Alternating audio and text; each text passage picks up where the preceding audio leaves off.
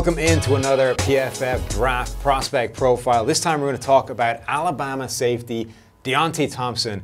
And if you restrict yourself just to the Louisville game, you'd think this guy is a top 5 pick. But after that, things start to go a little bit awry. Yeah, Thompson has some of the best instincts of any free safety in this class. Played a ton of that middle of the field role in the Alabama defense. Very coveted role in Nick Saban's scheme, but athletically, he is very limited. He made a lot of those plays by instincts is like a sort of like in quotes word. Some of them might have been guessing to where he was going on those plays.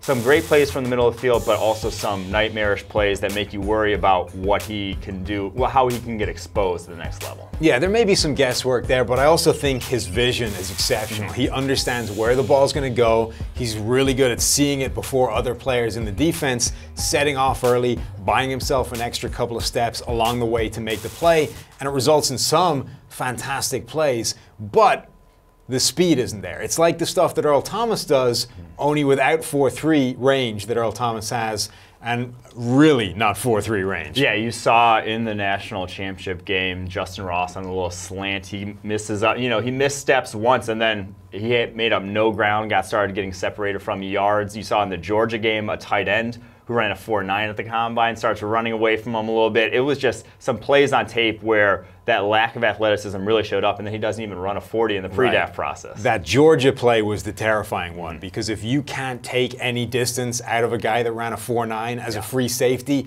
that is massively concerning. And then, yeah, I think, honestly, not running a 40 is the smartest thing he could have done.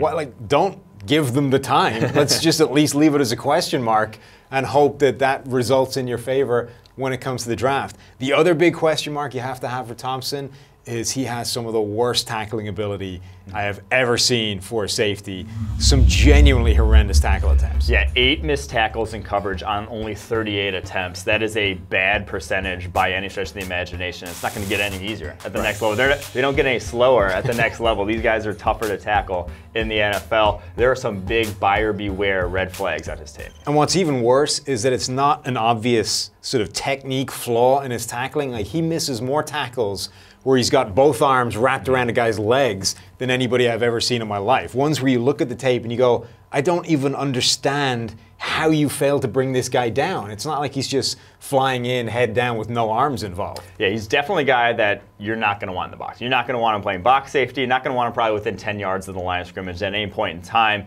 And he's going to be a guy who, over the course of his career, is probably going to rack up a good amount of interceptions with that playmaking ability, but you're just going to have to take the good with the bad with him. You need this guy playing free safety, playing deep off the line of scrimmage, and hoping that that vision head start, that VHS, Mike, that he's got, is enough to overcome whatever that 40 time actually is, the indeterminate, unknown quantity of his 40 time. So that's going to do it for our breakdown of Deionte Thompson, an incredibly enigmatic player with a lot of flaws, but also a lot of good going for him. Check out the rest of our draft breakdowns all throughout this YouTube channel.